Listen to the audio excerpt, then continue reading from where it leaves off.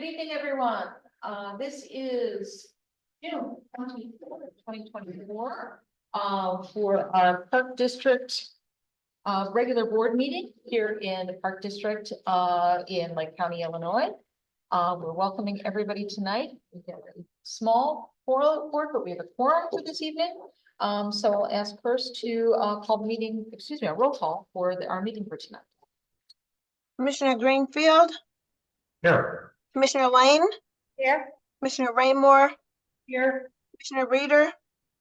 Commissioner Walsh. Commissioner Weber. President Beeler. Here. Next up on our agenda is the approval of the agenda. If I can get a motion to so approve.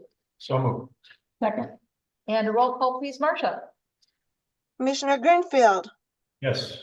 Commissioner Lane. Yes. Commissioner Raymore. Yes. And President Beeler. Yes. Next, we have the statement of visitors. This permits anyone who is in attendance tonight or via Zoom to address the board for up to 3 minutes regarding any Park District business, whether it is on our agenda or not on our agenda. We do have one visitor here tonight. Welcome. Any statements to the board? No, thanks for having me. Nice to welcome you tonight. And we have some folks coming in. I'm going to go quickly to Zoom, but then I will go back because we do have some visitors who have just arrived. Is there anybody on Zoom who would like to make a statement? There are no guests on Zoom. Okay. Folks, I know you're just walking in and settling in, but we are in a statement of visitors, so I didn't know if you were here and you do want to. It's on an agenda. I don't want to wait for that agenda. No, you can go ahead now.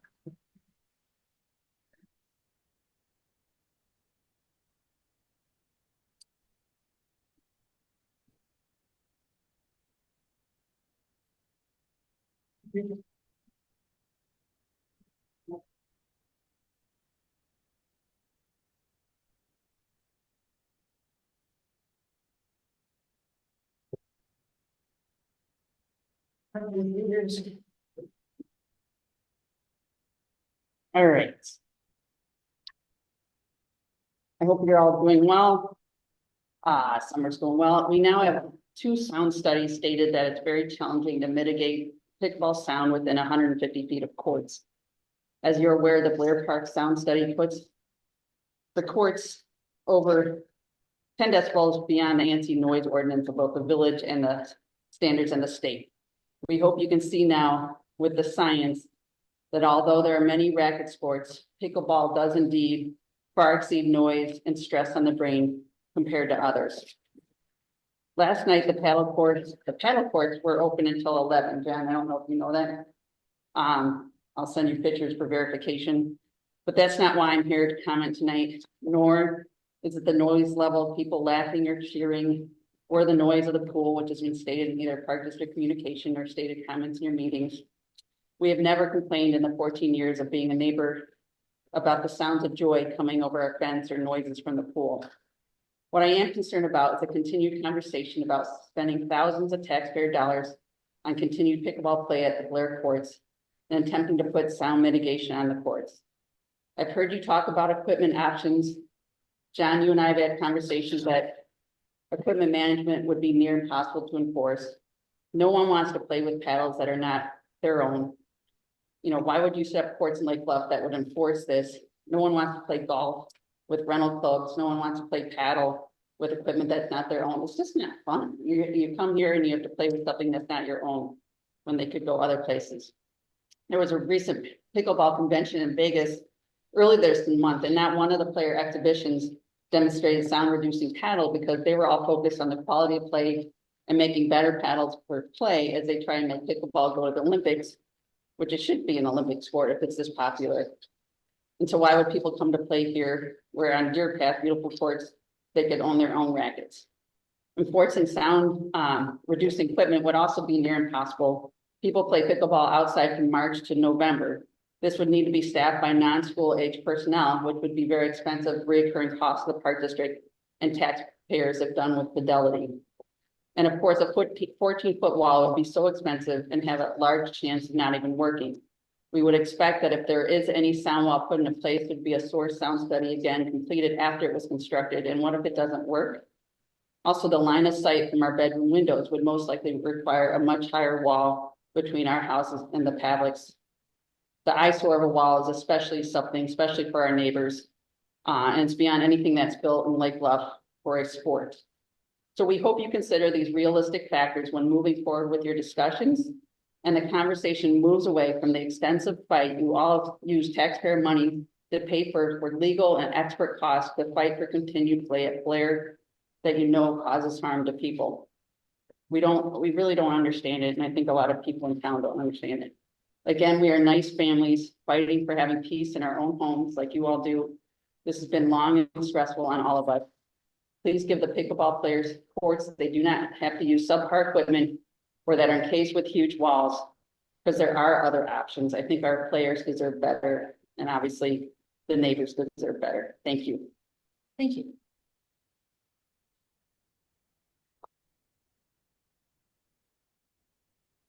Any other statement of business? Okay. Thank you. All right, that concludes that portion of our agenda. We go on to verbal communications, starting with staff. Nothing, other than, what's already in our reports that are in the packet this evening. Just looking quickly to see if there's anything that we wanted to touch base on. Can I ask some questions about Sure. that? I was a little confused with the highlighted yellow area. Yeah. Jim, In the, Yeah, those are just the highlighted areas, are ones that are not classes that are one. They're at 0, or the classes that were. Oh. That we haven't started taking registration for. So that was actually a staff that had done that, which just highlighted it. oh, okay, Yeah, it was for any reason only for internal, and I should have taken the highlights, but it hurt anything. Typically, that's what happens usually during the, we don't want all of them. and then for the dance classes, are those for the summer classes or is that the fall program? No, those aren't all programs. This is summer, This is summer, yeah. so is it lower attendance this summer than last year then? I won't know until like another couple of weeks. Okay, Yeah, because we took that registration when I printed this off. This was already last week, it's data from that week. We're still taking registration. So we won't know. And we just like the intro to golf. I did a quick glance at that. I just posted that up on Friday last week. We have 4 enrolled. I'm expecting to get more than that. That was pretty, there was a lot of interest in it. So I'm expecting more. and then on page 7, the second annual night at the Ranger event, is that the night at the range? Yes, it is. Okay. Yeah, it's- yeah. and the only other thing I would just emphasize, I'm back on page 4, now that you brought up the golf in my report.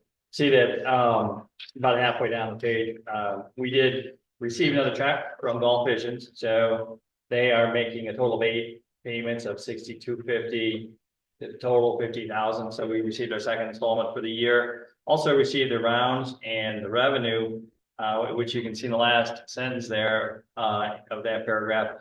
So as of June 16th, they were up over 2,100 rounds over last year, that same period. And then the revenue is up by 120, almost 122,000 over last year, the same period. So golf course has been busy and doing very well. Were there any holes that ever went underwater this spring? Because we had good rain, but we didn't have huge rain. I'm just curious. We had- Today, the course was 9 holes. Okay, Yeah. but for the most part, the spring was pretty good. Due Even, to the water that we received on Saturday. right, sure. Yeah. Yeah, it was after Saturday. Okay. Yeah, because There was some trouble with the pumps too. Those have been all replaced, or we still got one more pump to go? 2 out of 3 have been replaced. Okay, one more pump that needs to be, Okay. just due to age. on those phones. Okay. They run a lot. So minimum downtime with all the rain we had this spring. We had a nice Yeah, spring. the course has not been Good. restricted in any way. I think there might have been 1 or 2 days when they didn't let cars out, Okay. but otherwise, this is the first time, and I was out of town Saturday, but I understand there's a lot of rain. It's another one. So I played on Friday evening and it was like, the course was fantastic. It was like really well taken care of. The paths were all, the gravel last year was an issue and then they added the gravel and there was no place where we noticed any. I mean, it was really, and there's so many people that we had to actually wait a little bit, but it was just fun to see like so many people playing. So Yeah, they were hosting a high school tournament last week. It was good to see, very busy in the morning. I think that was the day that we actually met with staff over there. and it was nice. They also had a starter on Friday Oh, yeah? afternoon. So yeah, it was good. See, that's the problem. We want people to be playing golf, but when I play, I don't want anyone else. Having that problem at the beach right now. A lot of people to come to our beach, not everybody. It's hard to be like, right? Yeah. We were at Yosemite last, week, and it's the same thing. Too many people. Too many people on my time. That's all we I'll have. make one other Sorry. note, Yeah. on page 10 with the pool revenue. So you see 2023, that actually is the June 30th revenue. So the 105,966 call $106,000 was last year at the end of June. The one that you see for 2024, that was as of June 19th. This morning when I looked, we were at 119,000. And Jim, do we assume then that there was no full family membership for 7 and 9 that sold and that's why it's not listed? That's right. Okay. Yeah, if it doesn't show up, it's not listed. So we are running ahead of last year. June. I'm anticipating we're gonna be better than last year. Obviously, it's more water. It's extremely low. Ben, was there anything you wanted to highlight from the maintenance report? No. Okay. That's all we have for verbal communication. Thank you.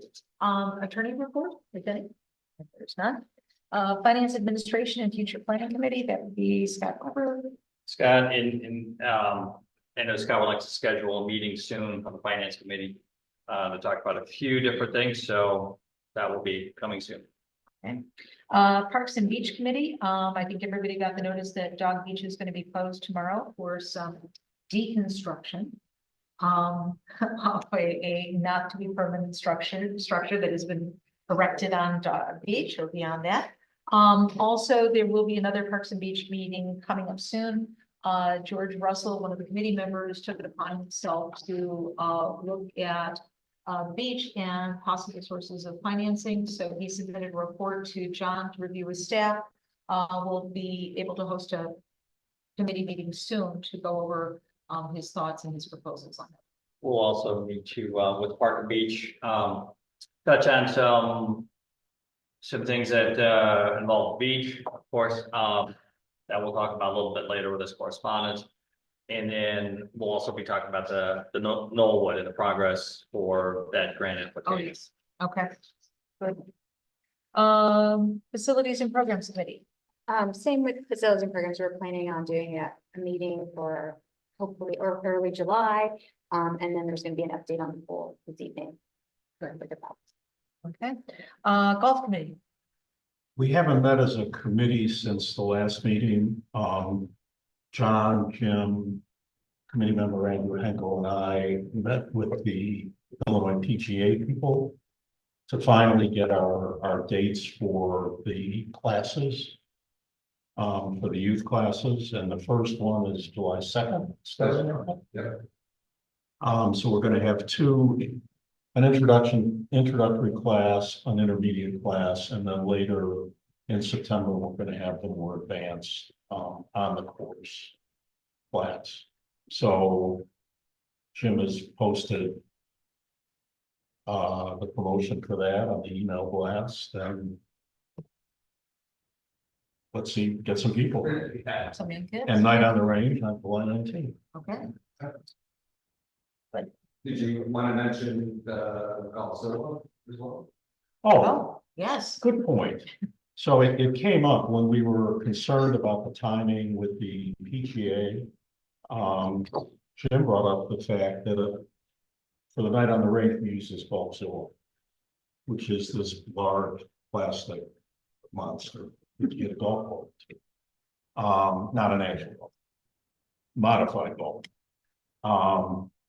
And so Jim thought that it would be a good idea if we bought one.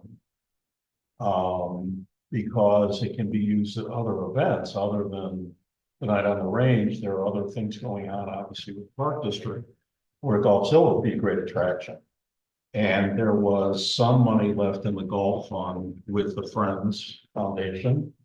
And the Friends also agreed to take money from their general fund and pay the rest. It's like an $800 cost.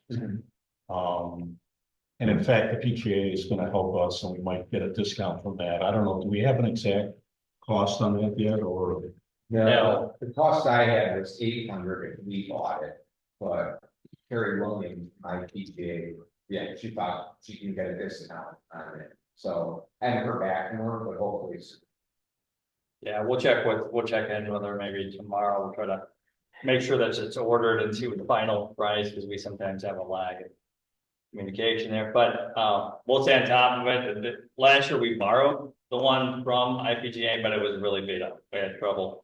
In fact, I think your husband was helping with the generator and the electricity. Of Golfzilla. Yes, yes, we had some challenges out there, but we made it through the event last year.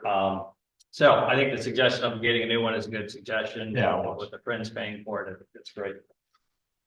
I think that's a proud accomplishment for the Park District to have its own Golfzilla. Thanks. Congratulations, Yeah. and thank you to the friends and everybody It's a involved. first, right? It's a first, there we go. Day camp will break it It will in. be used really well. I'm sure. Yeah, I don't think kids it's will- actually, yeah. Yes.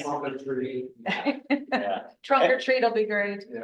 Just, As the people who were at the Night on the Range last year and the earlier one in 2019 can attest, the kids love it. Mhm.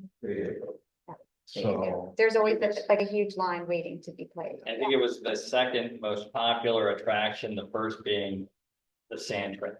The kids were just digging in the sand trap. They had a great time there. well, it is a prelude to talking about the Lake Bluff 100. That is one thing that Mark Dewart said about the Villages Party, is that thank goodness golf pigeons in the Park District are so understanding, because at that event as well, kids were in the sand trap, having the time of their lives without all the golf pail or the little sand pails that they had at the Golfzilla event, but it's a good thing. Any news on the push carts? They are ordered. I checked with Chris again last week just to get an ETA. He doesn't have an ETA yet, but they are ordered. Came in, close to that estimate that we had previously. Again, the Friends are purchasing those as well. So as soon as I get that from Chris, I'll give it to you, but he says they're ordered. We used the old ones, I was just curious. Yeah. carrier, of course. Okay. I'm old, Or okay. get your son. Yeah, she got cart. My husband used the push cart. Good, thank you. So, Anything else? Oh, no. no, Okay. Friends of Lake Bluff, the Color Run did very well with 11.5, I believe, in sponsors. A large thank you again to staff, because they put together so much of the administration of the event. I know they get it down to a science right now with cleaning up everything at the very end, but staff did an incredible job. So thank you very much for that. I met with John Hirsch and talked about some of the things. And again, the Friends have been very interactive with us to try to find those kinds of things, like through funding things for the golf and other activities. Their push next year is really going to be for the 100 and the capital campaign.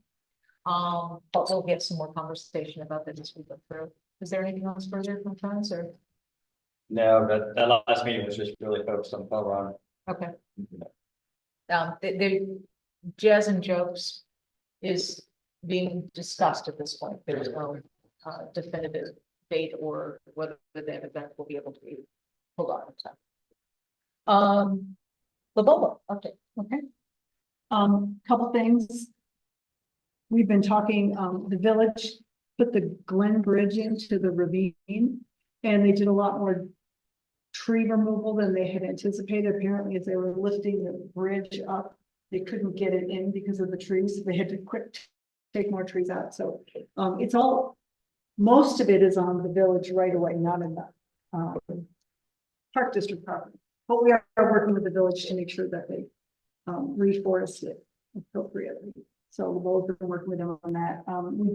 We did take our signs to the Architectural Review Board. I had sent a copy of what our signs are gonna look like last time.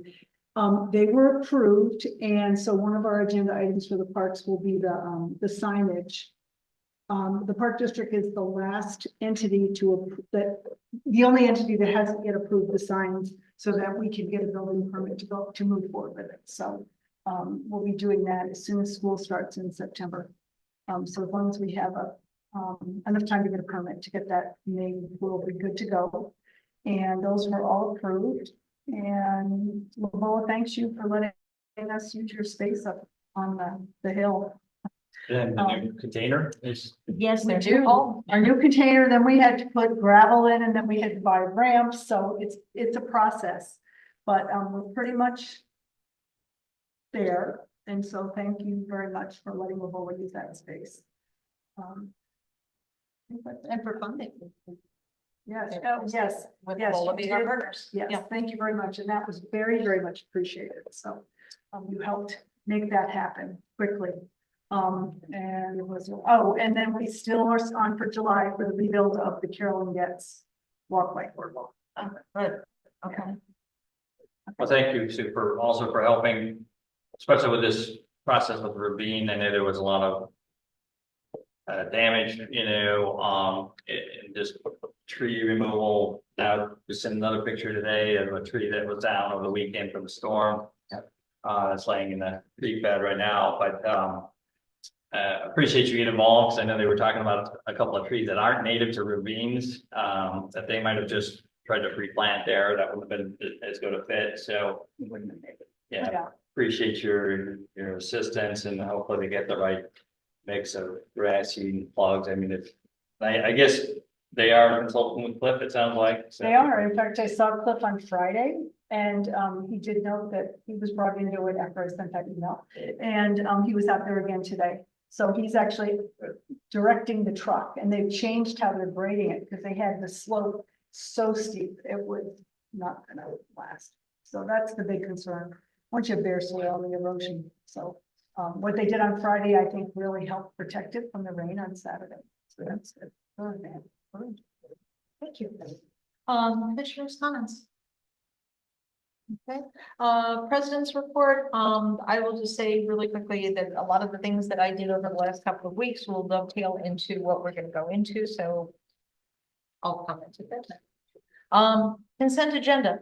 The approval of minutes of the May 20th, 2024 regular board meeting, the approval of the minutes of June 3rd, 2024 committee of the whole, the invoice schedule for ACH payables for the period of May 16th, 2024 through June 19th, 2024, and the purchase card ratification. I'll ask the board commissioners first if you have any questions, comments. Hey, since we were talking about it, that there's $9,900 for the pumps for the golf course. Is that for all three pumps or just? That's The for two the two bigger. Just the ones. two? Yeah, we haven't paid for the third one that hasn't arrived yet. Okay, but it'll be $4,500. No, that one was 1,600. It's a smaller one. Yeah, I think the total was 11,000. It's 11,500. Yeah, 11,500 is a total probably. So it's beyond the threshold where, we pay for it, the park. For the capital upgrade, or replacement. I did see like a fraudulent charge there for 1,600 with that. And where did you see that? It was on the, Yeah, that was Ben, is the one we had trouble with his card, okay, I think being shut down. so that's that would get reimbursed or, Yes. I had my own card on Friday. yeah, it's on page 25 for 1,600. Third item down. Just says fraudulent charge. SQGOSQ.com, where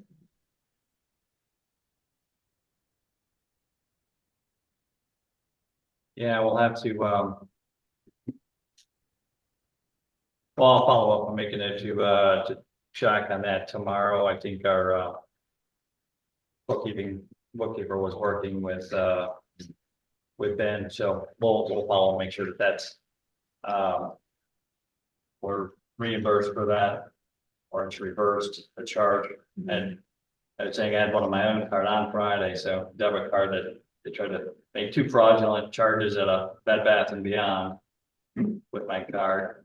So, I know it's a process. Yeah.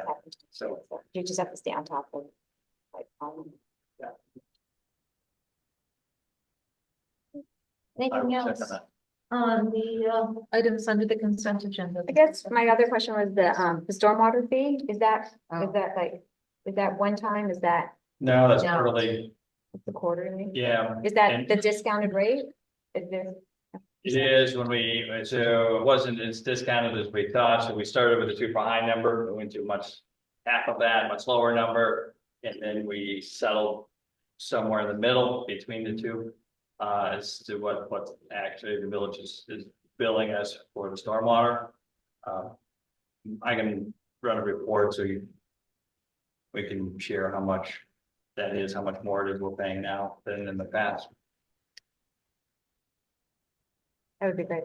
We look for some credits, such as the golf course, again, everything from the golf course drains to the Skokie. It doesn't affect the village's storm sewer, but we didn't get a pass on that one, so.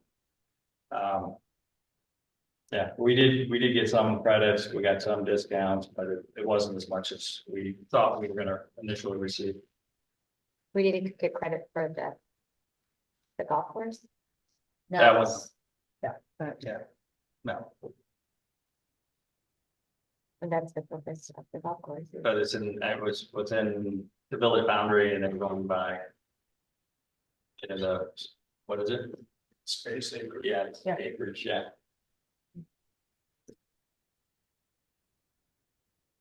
Yeah, if you can share those numbers with Sure. commissioners. And add it to the report.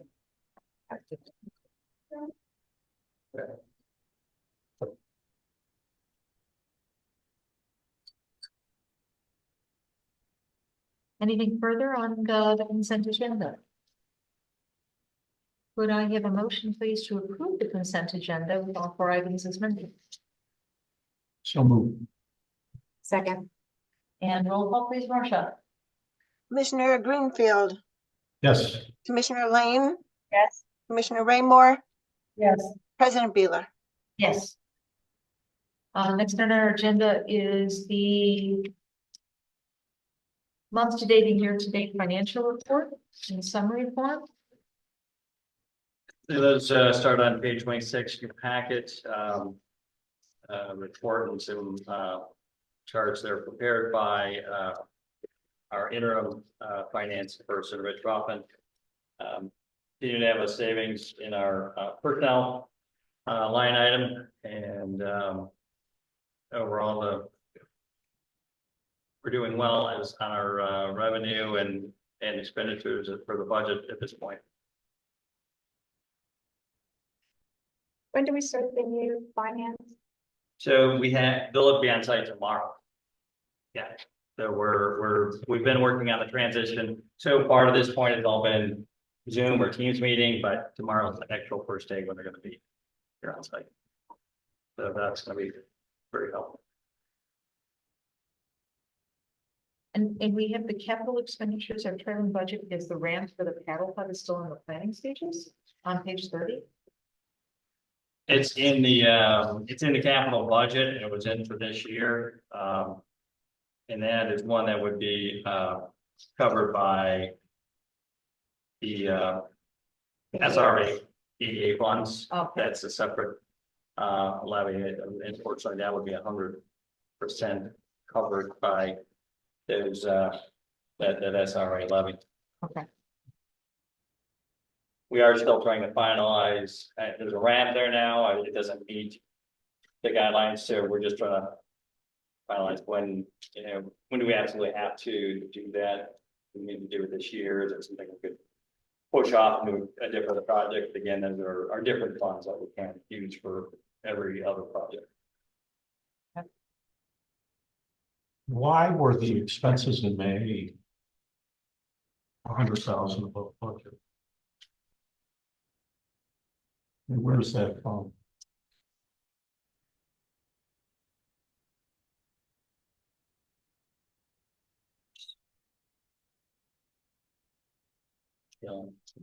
Or is that seems to be not correct, actually.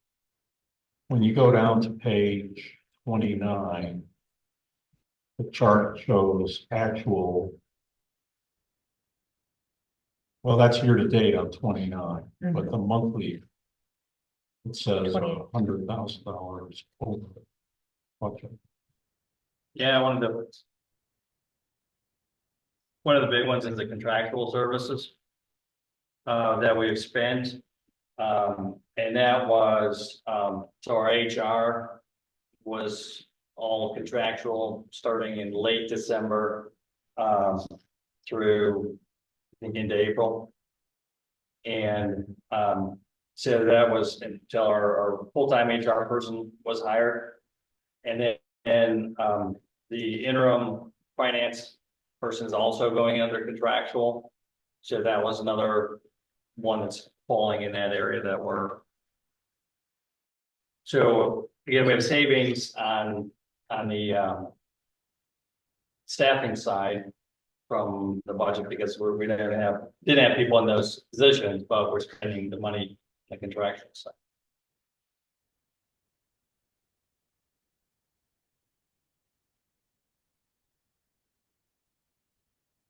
Seems like a lot of money for 1 month.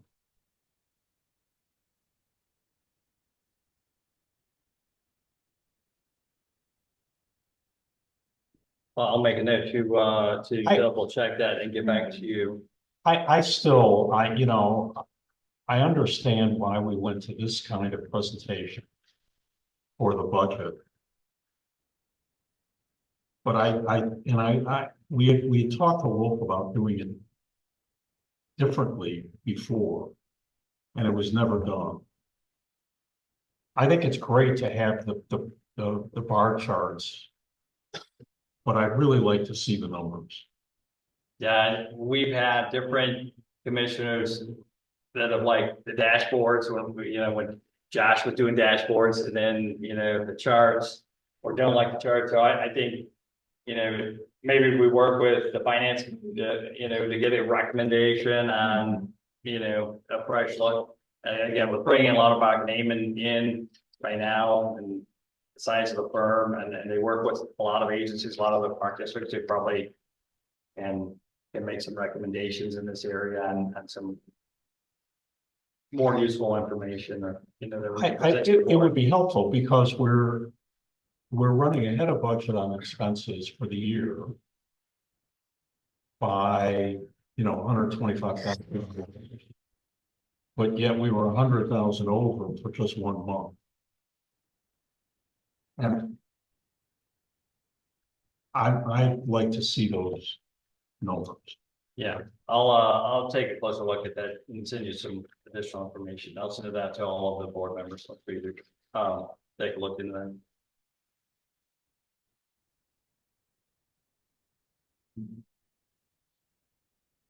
Anything further on our financial summary report? Can I have a motion, please, to approve the report as presented? Oh, Second. And roll call, please. Roll call, Marcia? I'm coming. Commissioner Greenfield, Yes. Commissioner Lane. Yes. Commissioner Raymore, Yes. President Beeler. Yes. So we're now into the new business portion of our agenda. First up is the Park District 100-year anniversary discussion. I met with Mark Dewart and Kathy O'Hara, to talk about, what we can do next with the History Museum as well as with, the village's own sesquicentennial plus 3. Whatever that would be called, because the village will continue, let me step back a little bit. Village had, I believe, a 3-year contract with, the Mad Bombers for fireworks. To be able to do the fireworks celebration in September to celebrate the 125 plus. That will expire, and the cost of that was primarily underwritten by the insurance company. I'm going to remember it in just a minute. Alco, thank you. And in the discussion with Mark, who is the planner for the celebration, he said they would like to continue to host that particular celebration. Obviously, with the 2025 will be our 100. So if there's a way that we can combine or piggyback or make it more Lake Bluff Park District focused. However, the cost of the fireworks will be higher because of the expiration of their contract. So he'll get back to me about what the cost will be. But that may be something that the Park District needs to look at. And again, what we've been doing over the last several years, and I know it's changed year by year, the village does have an ordinance about no fireworks. But with the first year or so, we did not have that as part of our insurance rider, correct? But the last year we did it For the insurance, for the insurance, right? I know we had the insurance, but we had the village asked us to take out the permit That was for, it, and that's yeah. our risk insurance had question with. So this year, we're not doing that. The village will issue itself Okay. permit. Last year, we went back and forth. Our insurance company wasn't happy, but we still went ahead and did it last year. Just so it doesn't look funny that it's the village issuing itself. We did get a lot of pushback from them, so we informed the village early this year that we wouldn't be able to do the permit. It's not, even though whether the obviously property owners were, it's not our event. It's not a Park District event. So the village is doing, it's not going to be a problem. They are doing the permit this year just to themselves. Okay. So obviously that'll be the cost of the fireworks, if that will be our intent, as well as permitting and making sure we apply appropriately to the village to be able to do this. That'll all be as we continue to progress with this. The other information we talked about, and this was something that also involved the Friends group, is that we need to develop a logo so that we have something to be able to promote. I know there was a proposed logo that was put out by one of the Friends committee members, or board members, I should say. In conversations with John, he's looking at bringing somebody who has a marketing background as well, so that we can get a good logo that would incorporate everything that we're looking at for the Park District, for the Friends group, for everything else. So hopefully we can have something developed soon so that we can have our theme, our logo going forward. And is this logo just for the 100th year, or is it going forward as our logo? It will be not changing our current logo Okay. for the 100th year. Okay. But one of the things that both Mark and Kathy emphasized was all of the clothing accessories that go along with what happened with the village, obviously youth baseball, everybody else. So they said that's really something that people enjoy a great deal. So if there's something that we can do to celebrate appropriately and have the right kind of logo going forward, that would be good. And in talking to the designer, that was one of the things. Yeah, so we have some different options. I should actually have those within a week or so. But that was one of the approaches, was to incorporate that logo that we've had for years for the Park District. It's a recognizable, kind of brand for the Park District. So looking at ways to, it's the lake and the well, looking at ways to kind of to incorporate that into, the 100. So it will be the 100-year logo, but keeping that. Is that something that we would, or have we discussed with the village, using something like that for the vehicle sticker? We can talk to them about that. That's because That's you're a right. great It's a idea. good idea. Yeah. Before. Okay. Good idea. Yeah. Very good idea. Okay.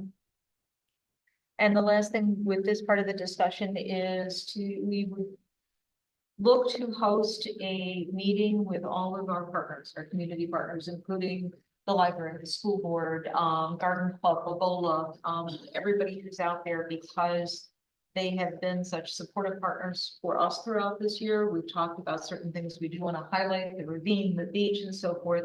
And if there's anything within their particular organizations that they would like to emphasize with partnering for the 100. I think that, so we'll have that coming up soon for an idea generating. And thank you to Emily, because she actually produced a list of 100 things that we could do. Because we've talked about this. I fell short at about 45 and petered out. I know Scott Weber threw out at least another 30, but Emily chopped that wood and made it to 100. So thank you. But it's amazing to think of all the things you could do. And I'm sure that there's things to add to that 100, Yeah, but sure. we'll keep going on this theme. Any other things to throw in? Okay, then moving on to the History Museum. As part of the conversation with Kathy, she again renewed the History Museum's commitment to putting together a timeline. But one of the things she did ask of us was if we would like to have graphics produced. So actually a timeline that can be hung somewhere within the Park District, and as everybody walks in and they see those graphics of the bathers on the beach or some of the other folks around town, that the History Museum can find those kinds of photos and produce something for us to kick off the 100, and plus you have something to commemorate that. It would be the Park District's donation to the History Museum to be able to underwrite the cost of producing the timeline and the graphics. She did not give me a solid number, but somewhere to the tune of about $3,000, $4,000 or so to be able to underwrite that cost. So that is on our agenda for tonight to say, would we approve of this as a board so the History Museum can undertake this timeline and production practices. Should we do a motion with a dollar amount, this amount or less? We know more than this amount, or do we need a dollar amount to this approval? Again, because she, they don't know what exactly they're looking to do, but she just threw out that number. I think probably a number and under would be fine. I'd say, So like a not to exceed 5,000. yeah, So you make Yeah. sure it fits, it should be around 3 or 3,500, but just to make sure you have some wiggle room. Have we put together any kind of budget for the summer anniversary?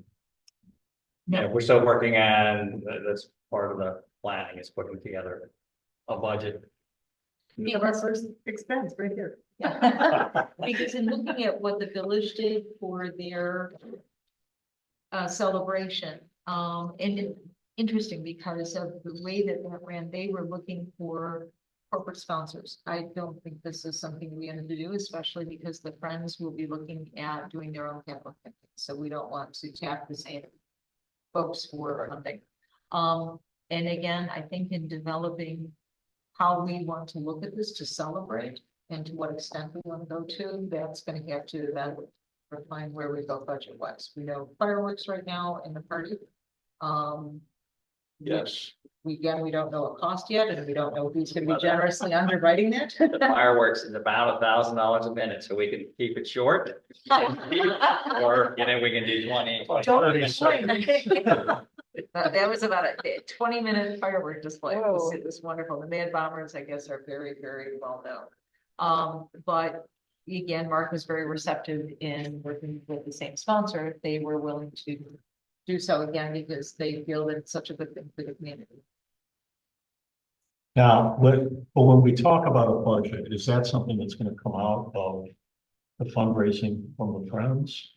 Or it's strictly ours? All depends on what we do.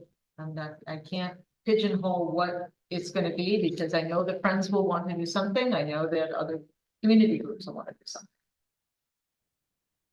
And one of the things we talked about, and I keep turning to you, Lobola, with your Lobola hat on, but if we do something educationally for the ravine,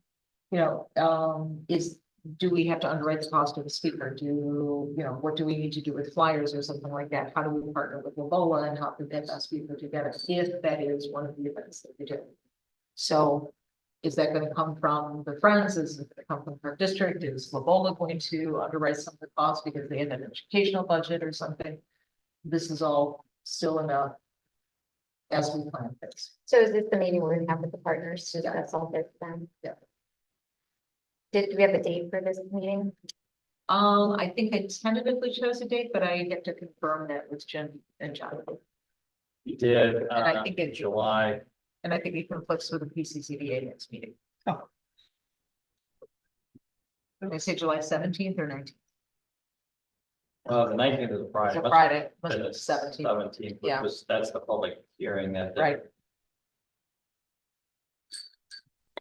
So we don't have a date. So Yeah, I think we're gonna have to reset.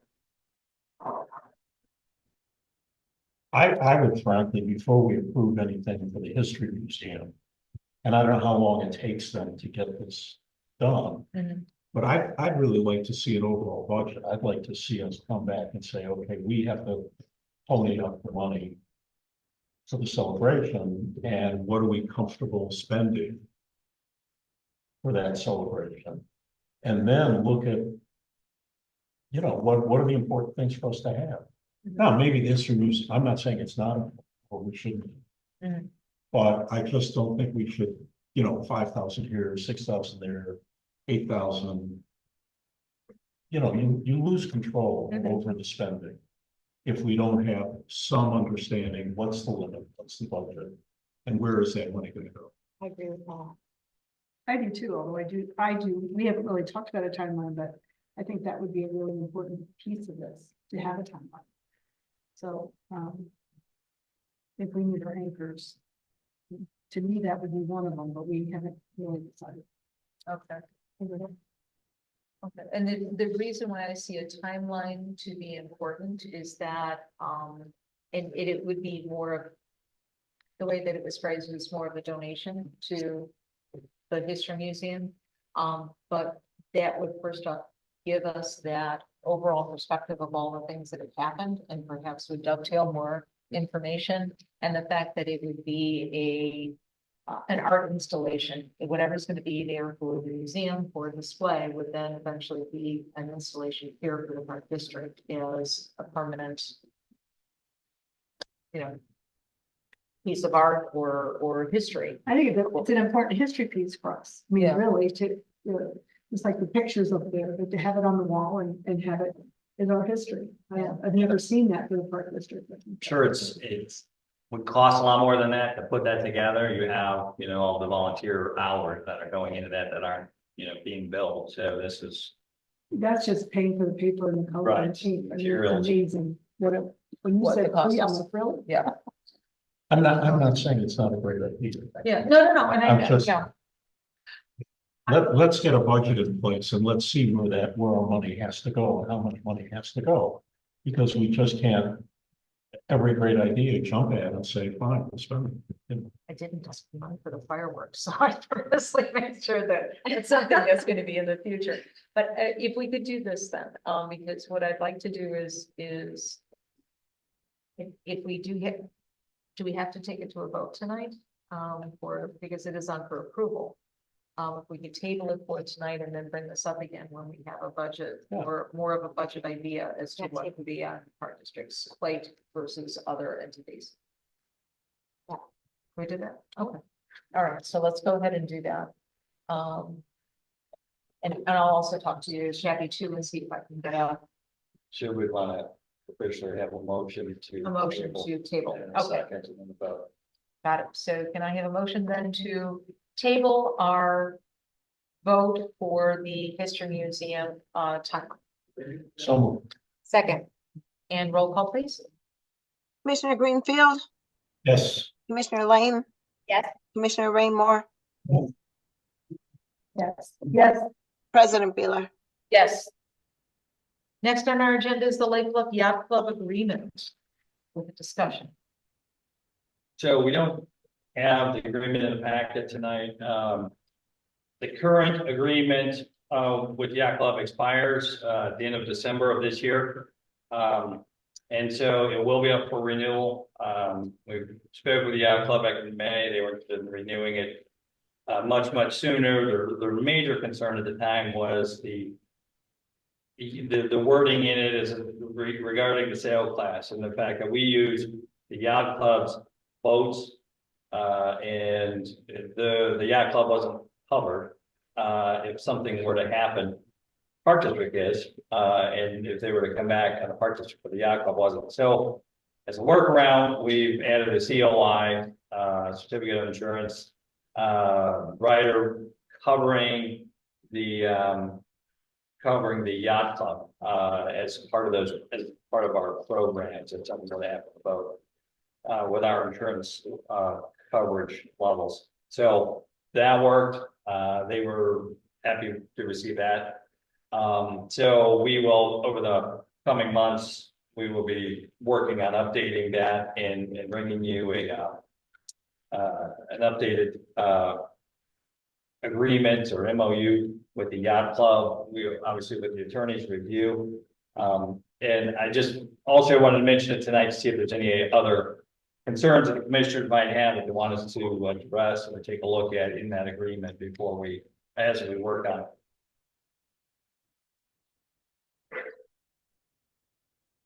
They've got their own agreement that they need to work out with the village regarding their new structure. So I guess we're gonna have to see what that is too, to be able to see if we have any exposure or any concerns with that. One of the things we'll have to clarify, and it wasn't clear in this, in the current agreement, that, the way it's written now, as you read that, it almost sounds like, that they're operating on Park District property, not on village-owned property. So that will certainly be clarified, as we update this agreement. Well, it's kind of both though, because they store the boats in the yacht club, but the actual sailing is all done in the shelter and on the beach, which is Park District. I think that's why it was written that way, because when they do, and even when they fix their boats, they do that outside the compound. Yeah. So, do it inside. So there is some exposure to the Park District and. Yeah. Property. So we definitely just need to clarify. Yeah. That, in the new agreement, so it wasn't very clear. Okay, so we'll expect to see that. Before the end of the year. We'll, Okay. work on it over the next few months with the attorney. And the Yacht Club already submitted some, a lot of rewrites for that, so that's something we need to go through first and just take a look at it from our perspective as well. Okay. Right. We will look forward to that. And just a quick note, Gretchen Seymour, who's part of the Yacht Club committee, sent out a wonderful email. And did you get a copy of it, Jim, about the importance of using life vests, especially because of what's happened just with a couple of his paddleboarding and had to be rescued, and the tragedy that occurred in Evanston, even with women who were wearing their life jackets. So water safety is very, very, very important. the Osled Grant Pool Project. Can I just, as a quick question? Sure, yeah. With the yacht club, do they have, I know we're doing our sailing programs. Are the yacht club members allowed to use those sunfishes, or is it just for the sailing program this year? We are allowed to use those bubbles. The clubs. So members are allowed to use the sunfish. Because those are owned by them. Yeah, Yeah. they So cannot they- store it down there. But cannot they can, store the members can use those. the sunfish. program boats. Yeah. Yeah, Okay. on non-programming. Right, Yeah, okay, that great, was my understanding. Yeah. Was And our- that's what the sign says on the yacht club. okay. Thanks. Osled Grant Pool Project update. Okay, we've had ongoing meetings with WT Engineering. We did receive, this was probably since the last regular board meeting, approval from Illinois Department of Natural Resources for the change, and that just assurance that it would not affect the grant or the funding. If we change, instead of doing the filter room addition to accommodate the new balance tank, we're putting that balance tank under the pool deck, and we're not doing the addition, so we'd be saving quite a bit of money. But we didn't want to do anything that jeopardized the grant, that we have finally received in writing from IDNR, the fact that it's fine to proceed with that in the plans, and that it would not affect our funding with the Osled grant. So that was good news. So we're moving ahead on the other, so we'll still need to do the permitting with the Illinois Department of Public Health, IDPH, as well as the village. I'm in conversations with Drew Curley about waiving the RIO review for the pool, since it's really maintenance and repair. We're not building anything new. We're not changing or adding a structure or a water feature, amenity, anything like that. We're replacing the liner, or replacing the pipes, replacing some of the concrete, replacing the balance tank. It's a lot of replacement. It's not new fun stuff, but it's useful stuff that's going to extend the life of the pool. So his concerns with the lighting, if there was, any change in the lighting was already done during the ComEd grant. We submitted a photometric plan to the ABR and did the public hearing. And so that's already been done, and we won't be changing the lighting as part of the project, other than maybe lighting in the pool itself would be the only difference. So, I think that it looks pretty good that probably will not trigger that RIO review for this project, which is good. That would save some time. IEPH still can be 2 to 3 month review, but that's just how long they're running right now. They will be doing some borings on Friday of this week, starting looks like 6 in the morning and finishing by 11.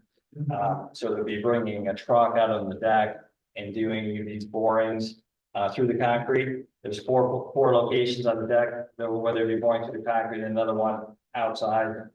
So we hope to be finished by 11. 11 is when we open the public for public swim. We'll can't let the swim team in that morning, but it will make some noise. And so I can send out a note to our neighbors that will be happening on Friday, but it's a short time from probably 6 to 11. That should be finished. And that'll be patched at the end of that process. So they'll be here. We'll have locators that are on site on Thursday morning. So they'll be doing the locate for those borings, just to make sure that they're not hitting underground pipes or electrical. So that will be going on Thursday morning, the actual borings on Friday, and then we'll continue to move forward with the finalizing the plans, which we had some lengthy meetings with staff and with WT Engineering last week, and so it's looking pretty good. We're still ready to keep moving forward. Are we just replacing the lights that are there, or are we really, we're not changing anything? I'm trying to recall. what was So with the lights. the lights, all of the wall packs and the poles have been replaced as far as like brands. Actually, that's where we found a problem. We had a higher wall pack on the building. That, as it turns out, was out for years and it was never replaced, the bulb. And so when it was, the fixture was replaced as part of the grant, well, now we had a bright new light, that was shining. It really put out a lot of light, so that we ended up disabling that fixture. The rest are, again, according to that contractor, equivalent of the lighting that was here before.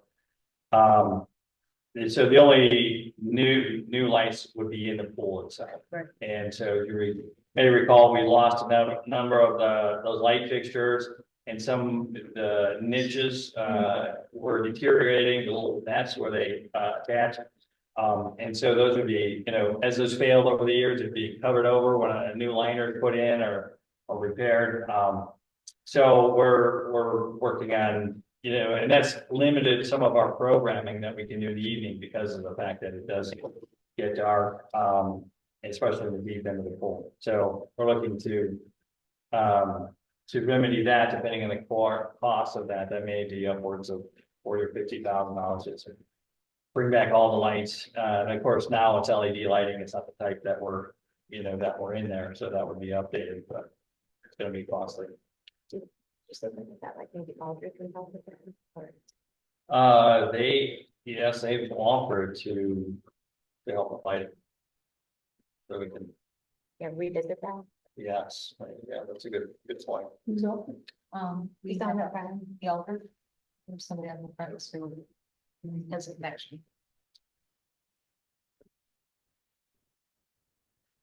And did you ever get when you finalized the timeline of the project that was going to be sent to the commissioners, did we ever get for the project? I did request two things from WT that I reminded them last week. One was this month by month cost of what we would have for the project, kind of going through the life of the entire project, and an updated timeline. And so I'll remind them that we're still waiting on both. I spoke with them about that last week. They're not finished yet. That would be great. Yeah. Okay. So, but their plan was a little bit of a delay here in waiting on this answer for the outside grant funding. They didn't want to start, with that plan if we weren't able to do that plan. So there was a little bit of a delay, but they still feel that we'll be comfortably able to get construction going in September.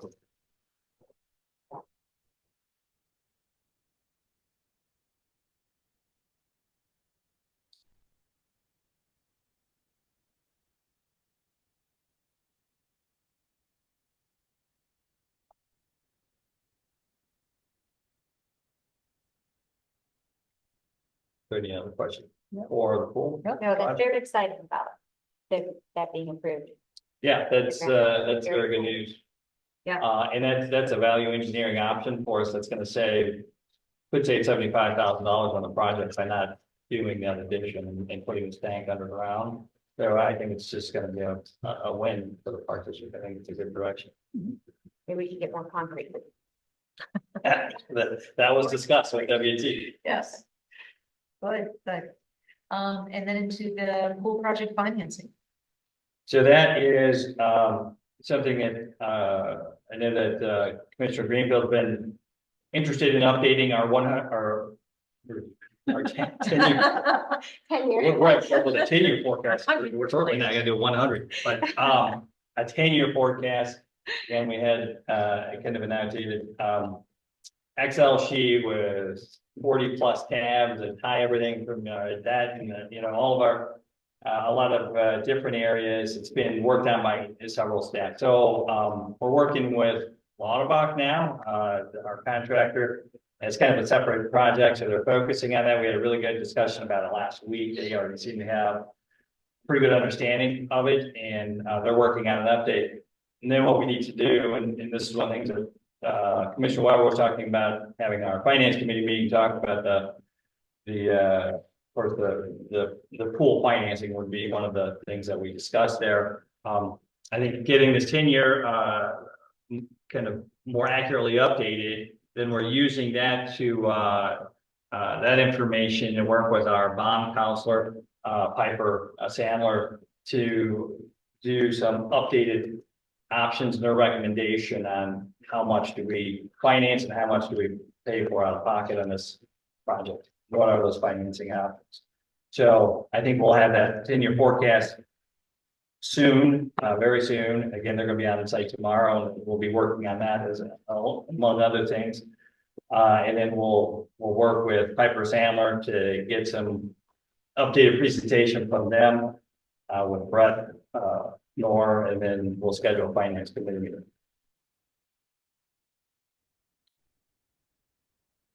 All good? Yep. All right. Thank you. Next up, Lobola Memorandum of Understanding Approval. This is included in your packet. And we have the MOU that was originally executed back in 2021. And then also the second amendment that is attached. As Page well. 41. Yeah. Correct, page 41. So with this, so that's the original, as you just mentioned, MOU. And so we did the first amendment a year ago, and that was to accommodate the request to do the storage, the Park District maintenance garage. This is the second amendment.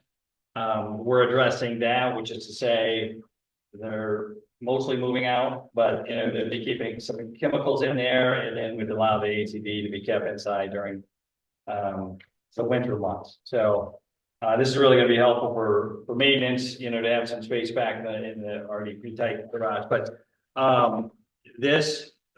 then the second memorandum with that, we would be extending that first contract, so we wouldn't need to that first MOU. So the only thing we would need to, unless there's any questions on any of the substance itself, it's just the term. And what I'm recommending, I think I put it in the email, but I was recommending another 3-year term. For, you know, to extend it for another 3-year term. I'll just draw everyone's attention because again, I'm always impressed by this. We have 250 acres of open space within the Park District, and page 10 of the MOU, 40 of our packet lines out the property that Lobola partners with us on for the Carolyn Getz wetland, for the Prairie Preserve and Belforet. Those sections of Sunrise Park and Beach that need care and tending, especially because of native grasses and so forth down there, as well as Ravine Park. So first off, we're very fortunate as a community to have that much accessible within our small community, but second, to have a partner that has the background, the knowledge, and the desire to work on that. It's really a great gift to the Park District as well as everybody who enjoys all of these aspects of our community. I do have a question. Is gator a commonly known term? Okay, all right. John Deere Gator is an Okay, ATV. all right, okay, then I'm done with that. What? Okay, all right. On the ranch. Got it, okay. It was a gator with a capital G, so I just knew it was something different. I just didn't know if it was a common term. Okay, so the amendment goes through, you know, what we are responsible for, what we have no liability for, as well as access to be able to go into the building as well for limited purposes. And obviously staff has no problem with this amount. No, we support the amendment. And I can speak in the recent history. I can't speak, you know, long term, but certainly the last 4 or 5 years. Michelle and Ben have done a pretty good job of working with the staff to make sure that what they're doing is not too tough. Any other questions? I was just curious, Sue, how much, what's like your expense? Like, how much do you spend? How much does the board bet on taking care of these properties? Do you, like, annually? Just curious. This particular property, we don't break it out. In the past couple years, I mean, we just had an $80,000 grant that went into the GETS. Right. So there's $80,000. We just got a $10,000 grant for the Prairie Preserve, which is Belforet. And we're hoping once the beach work gets done, our next big project is to rebuild some part of that beach stair, you know, that prairie down there. We have one donor lined up. We're not sure what the expense will be ultimately. It'll depend on what we do. We've talked about that with John a couple times. So we put quite a bit of money in back to the reserves. Yeah, I was just, yeah, it's curious. Yeah, I mean, Hard work. for the ravine right now, we're waiting. We've got the tree inventory coming up. We have the management plan that was just done recently by Cliff. And once the inventory is done, we'll start submitting for grants for the ravine, for some ravine work. Labola can go in and do some stuff, but we can't take out trees that are so big they could hit a house. You know, that's the beyond the scope of volunteers. But, it just depends on where we get our money.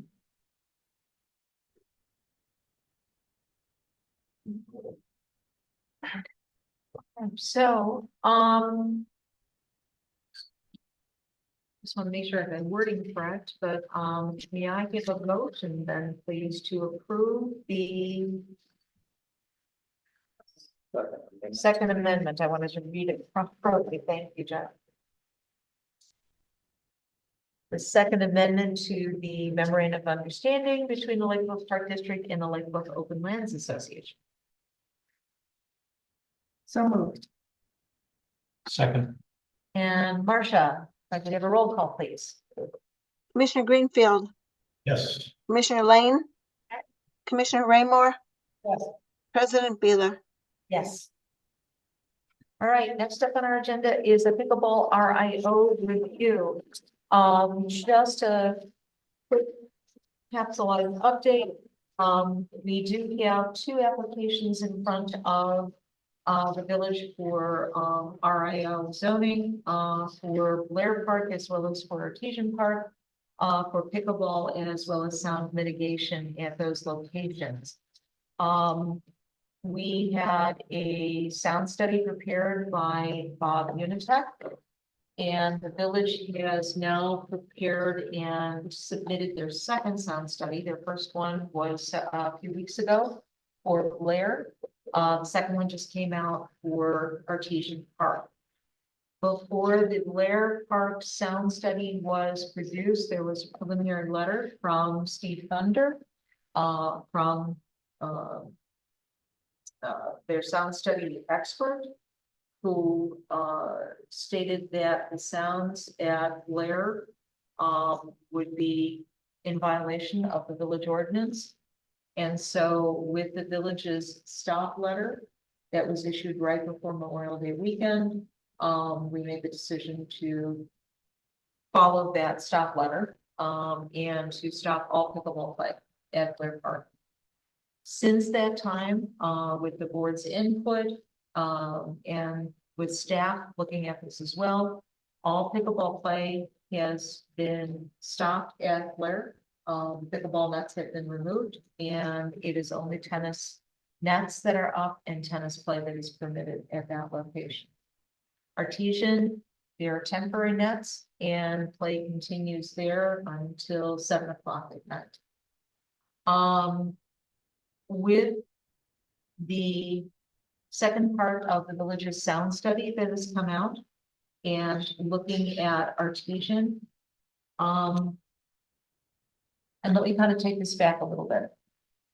Blair was, and this is not a pickleball terminology. This is not a park district terminology. I'm just going to call it a destination location for play. It's where people tended to congregate for play. And so if I'm using a different term, or if there's any other term that people like to use other than destination, please throw that in, but I'm just using that word. With the construction of the pickleball facility at the Lake Forest Park District, or Lake Forest Rec Center, excuse me, that has now become a destination location because they have 8 courts, I believe. They've got sunshade, they've got picnic tables and so forth. And so people tend to go there because that's where they will get a lot of open play. They get to play with other folks. And we all know that there are other destination locations where there are a host of multiple courts, Danny Cuniff, O'Plain, Mundelein just opened there. So we know that there are other destination locations.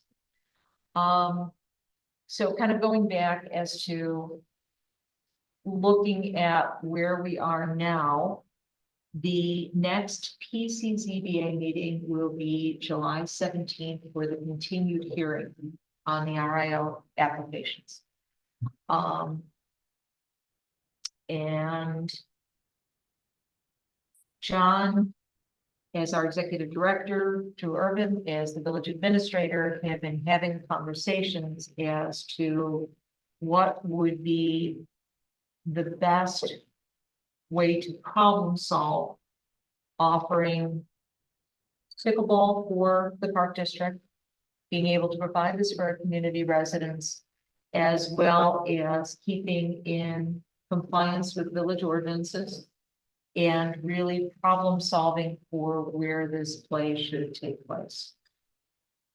So, and again, I will also bring as part of the history of this, Village President Regis Charlot had issued a letter back in April, a very generous letter to partner with the park district because they do want to be supportive of our services that we offer, as well as considering funding and assets. So there was an offer of the village contributing up to $100,000 for construction for pickleball. But without any further terms, because obviously the process had to go through with the PCZBA zoning approval process. So at this point, we are, I'm going to say, having conversations, and it's primarily through our executive director and through the village administrator as to, I will say, what the problem solve to make sure that we follow the right path that would be cost effective, cognizant of where we are as a park district with providing services, as well as also being cost effective. That I'll turn to you. There's anything further? That was very thorough. Thank you. So no, that's I don't have a lot, to add to that. I can say that the conversations with Drew have been pretty positive. I think both of us focused on the path forward. How do we move the needle here and keep this going, as well as finish up the public hearing, which again has been continued as we're waiting for the study. I think there are a couple of different options, that we're looking at here. So what we have right now is an application that's in for specifically looking at pickleball at the Blair Park courts and at Artesian Park. And so the options include moving forward with that. So that's still keeping, the pickleball at both locations in consideration. The problem with that is we know now by the study that it's not really going to be that feasible here at Blair without extensive mitigation, pretty expensive mitigation there. It does work at Artesian. A lot of that is because of the higher level of ambient noise there that helps with the pickleball working at that location. And so we can modify our application before the next hearing to say we're not gonna consider Blair if we know that that's really not gonna work at this point, or be very difficult or costly to make that ideal, then we can take that off, the application and just focus on Artesian where we know that it will work with less work.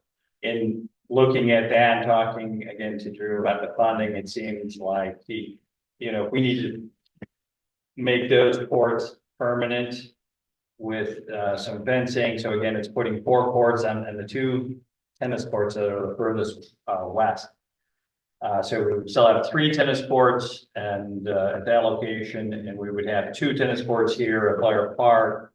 And then we would have 4 permanent pickleball courts that we would need to do some mitigation on the fencing on the east side and some minor court repairs. It doesn't need a lot of work, but it needs to be a few cracks fixed and then repainted to have a better surface. It needs that anyway. And some fencing. And it sounds like those are all things that are within the parameters of what the village's grant would cover. So there would be, that potential assistance of funding to make those permanent. I think that it's a central location, so a lot of residents would be able to walk to Artesian. And I know that I've spoke with one of the residents that lives on Prospect, one of the closest houses to Artesian, and asked them how they felt about it with 4 temporary courts that are there now, and what if the park district made those permanent. This individual said, and there was another resident who kind of agreed with the same sentiment, lives a little bit further down Prospect, but they agreed that, if we were to make those 4 courts permanent, they wouldn't have a problem with that. They think that would work fine. They're used to the noise now, and there's a lot of noise, with Artesian and different activities there. But if we were to go beyond 4 courts, they might come out and oppose that. I think by just doing the 4 courts, we're not making it a destination site as President Beeler alluded to earlier. I think really anytime you're doing 6 or more courts, you're starting to create that destination location that you're bringing in, bigger groups of players, maybe more non-residents. I think this would be ideal for residents. Wouldn't be as ideal for hosting, tournaments or larger activities, but we could do that from time to time with some temporary courts and taping the lines. If we needed to for a weekend tournament, maybe a fundraiser for the friends or something along that line. But I think that the 4 courts being permanent there, considering the facilities that we have now and the limited options, which we don't have many that would meet that criteria and have enough feet and distance to be that ideal location. This still isn't a perfect location, but it does work there. And I think that if we were to move forward with that, we have it's approved by the PCCBA and it's backed by the village. I think, then we're, just in a better position for the future. We brought it back. The other option, so that would be kind of the number 2 option would be to change amend our application to just show Artesian and the pickleball. The other one that Drew did bring up was we could just do the full RIO for both Blair and for both Artesian Park. And then we would have that done, that RIO plan, and there would be some benefits to that, for the future, where if you do want to change something, you don't have to go in for this full RIO review. It can be an administrative review once you have the full RIO. Now there's could be a lot involved with that if you're really going to go into, the try to look at the planning and any possible changes of use now, that you might want to incorporate that. It's not the easiest process. In fact, the village hasn't done it on its own properties, not done the RIO review, so. I just want to mention that as one of the options. But that's, available for the board to consider.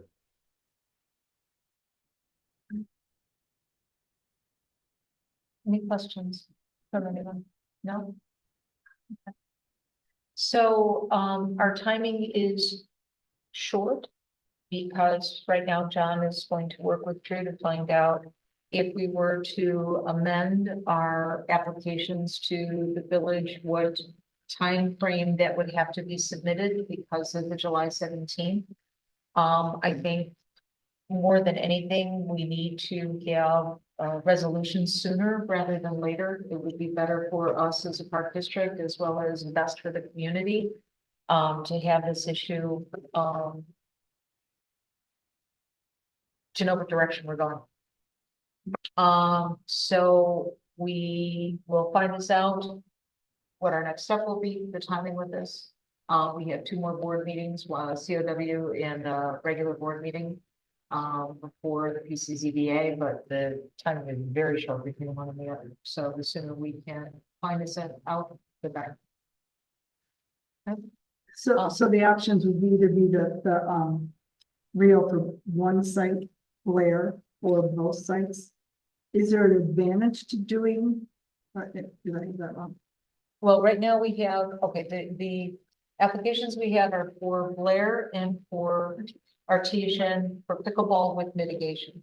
And given the result, especially of the village's sound study that tended to look more toward Artesian in the conversation that John was having with Drew, it would be amending to have that be a primary location. And especially talking to staff too, if they can facilitate programming there in an appropriate way so that it would still be a revenue generating source for the park district. Which makes sense. Yeah, so it's amending the applications.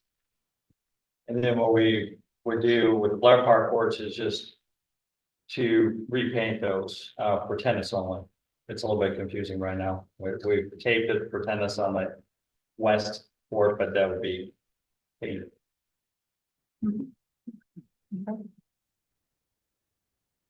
Okay. All right. Okay, so thank you, everybody, on that. So as I said, we'll have more information soon and be able to make some decisions going forward. And thank you, John, for your continued communication with Irvin on this, because that really helps facilitate how we move forward and keeping it at that executive level is good. Park maintenance trailer purchase update. Or excuse me, approval. This is approval. Yes, you made Ben's heart skip a beat. But He was hoping it would be approved. So that is one of the last memos in the packets, page 44. This was an item that was identified as a need early in the budget process last year, and unfortunately that didn't transfer over to it being kept in the budget by staff when it was being prepared, or kind of slipped through. So they have identified some other potential savings here that basically offset the cost of that trailer. But I'll let Ben talk a little bit about what piece of equipment was on the trailer, what it's used for. So last year we purchased the Ventrac, which has turned out to be a crazy purchase for us. We use it a lot, we use it for baseball, we use it to airify our turf, and we use it for snow removal in the winter time for Blair Park and the ice rink. But the pieces of equipment that the Ventrac replaced, to replace 3, were smaller than the Ventrac is with all its attachments on it. The trailer we were using at the time worked, but now the Ventrac weighs more with its attachments and its size is increased. So the trailer we're using is not functioning anymore. It's over the weight capacity of the trailer, which means it's basically the frame riding on the axle, there's no suspension left. it's working, but it's not ideal. So we would like to replace that trailer with a new one. The trailer we're replacing is also 20+ years old. I don't have an exact date on it. But it's pretty old. But staff feels that the contract leaf blower attachment that we budgeted for this year, and we could have a cost savings from the both valleys with a 50-50 split with the unclip on those. We think the trailer is a more important priority right now, but purchasing item that didn't go through into the budget.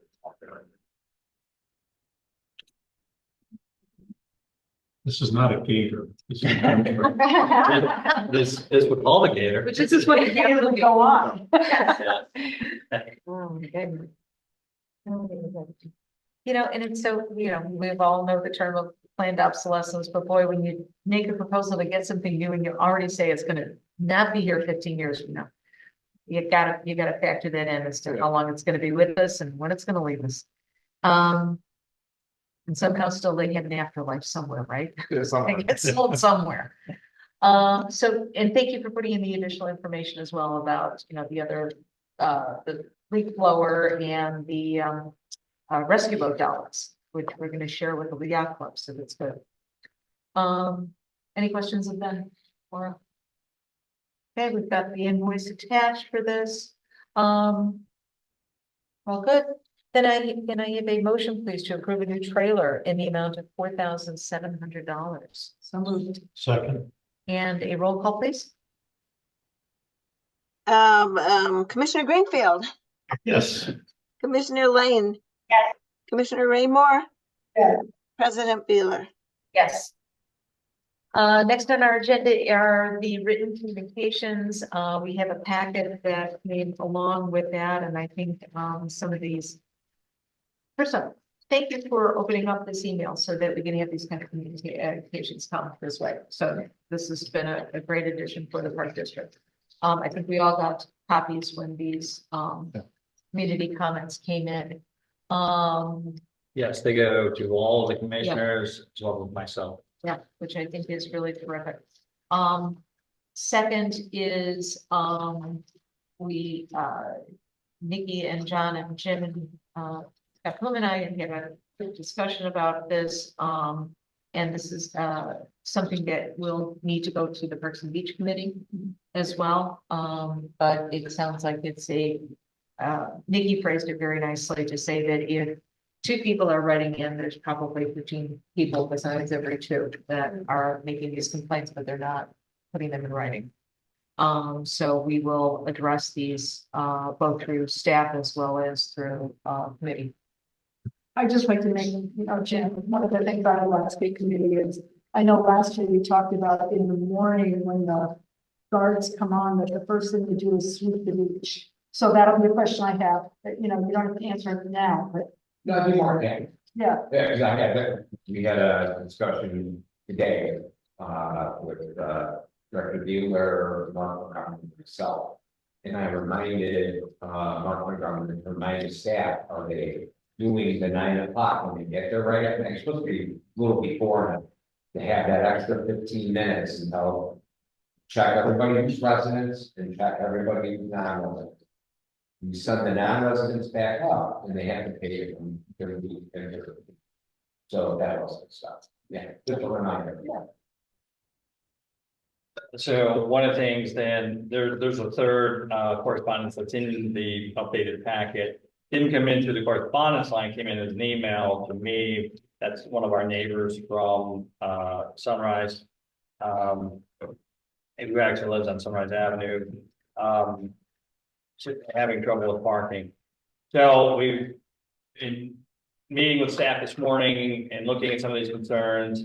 One of the things we're going to do right away is, this is the problem is worse on the weekends. The weekends are the busiest days that we have down there. So we're going to bring on an additional manager or system manager. So a little higher level of authority type employee, so that because when it's a large place, and, for them to be at South Beach or North or Central, or there's an issue with Dog Beach and back up on the access road, or take the ATV and provide transportation. So by bringing in the second person, to help with those issues, to help with, if there are, people being, belligerent or, leaving garbage or, some of the things that are listed in this correspondence, those can be addressed, I think, better, more timely with a second person working there. There's gonna be a cost associated with that, but right now we're bringing in a lot more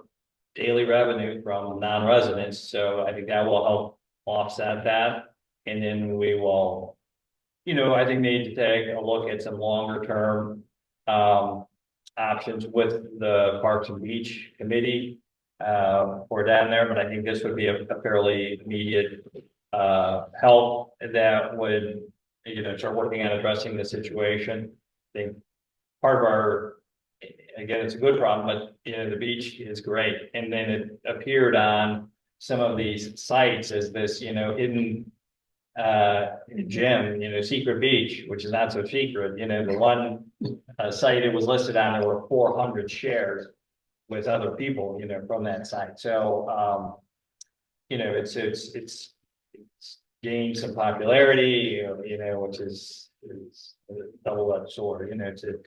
It's nice, but it also causes a problem. So, I think we might have some other options to talk about with the committee, but and then we're going to speak with the police department as well about some of just the patrolling the area.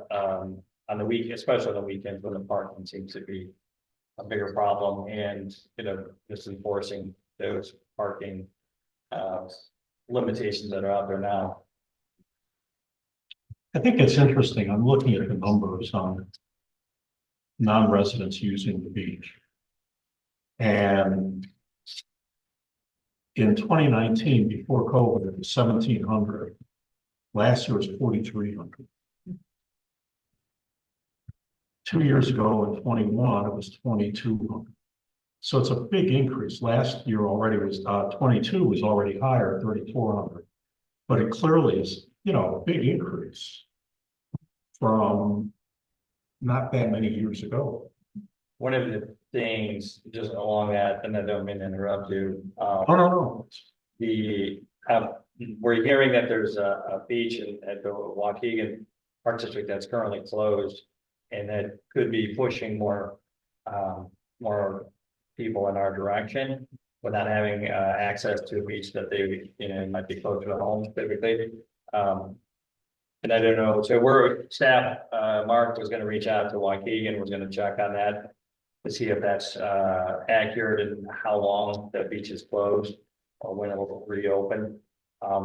Maybe that would slow it a little bit and provide some relief, but again, I think we'll just have to look at some other options for the Parks and Beach Committee to definitely consider. There should be ways to keep the revenue where it's at.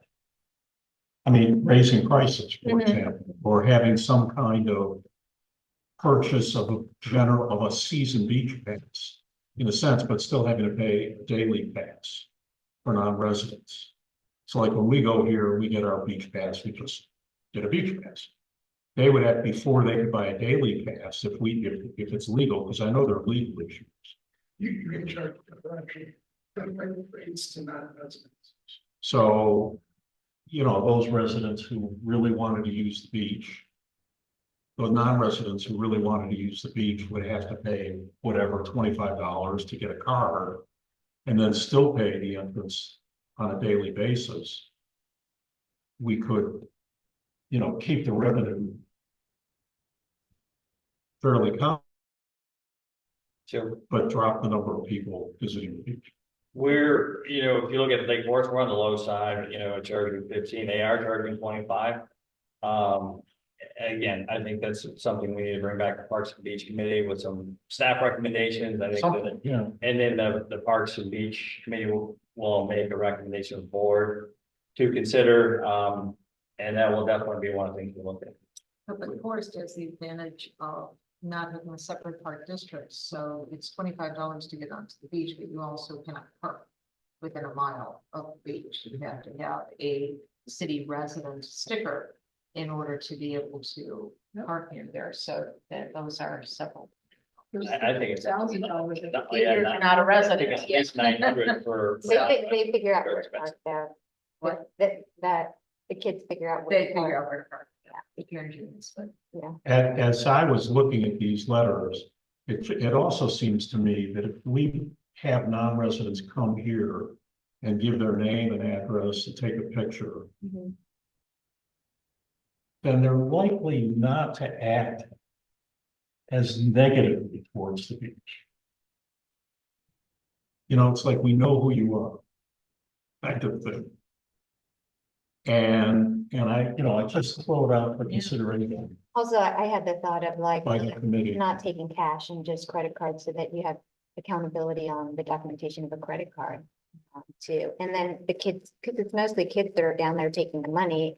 And if we're having that much revenue down there, that's a lot of cash for kids to have on there too. So a thought would be maybe just having, you pay by credit card. And then you can have accountability because then you have billing, you have like that information now. People are gonna, act a little bit more.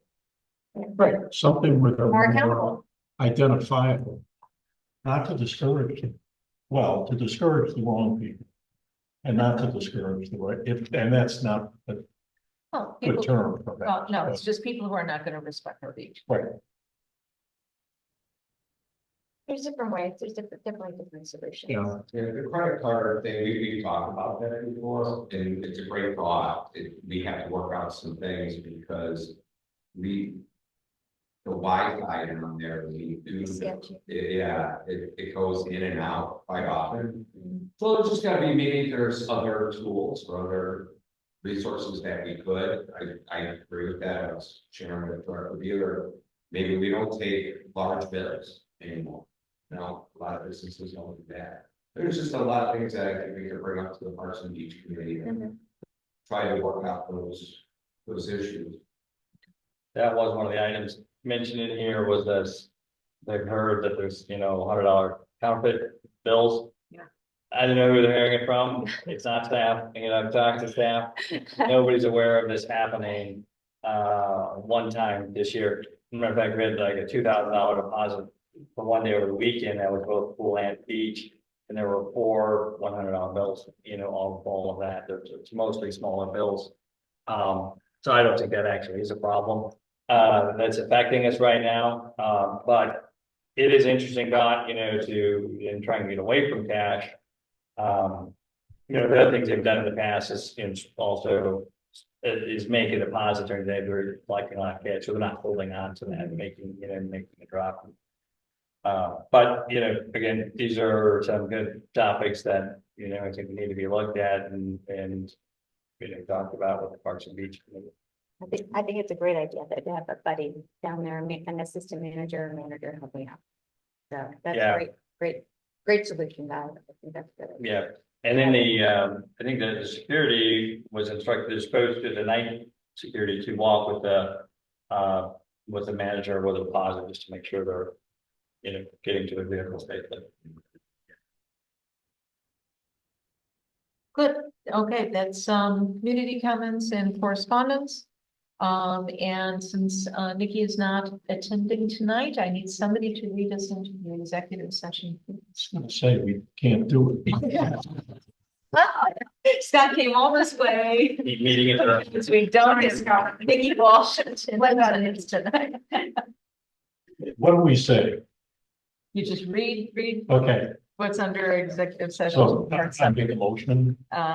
Yes.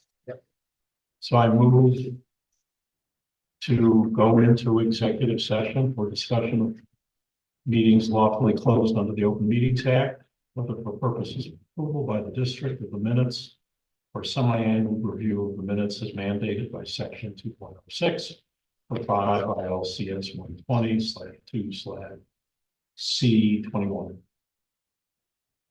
So moved. Second. And a roll call, please. Commissioner Greenfield, Yes. Commissioner Lane. Yes. Commissioner Raymore, Yes. President Beeler. Yes. Good job.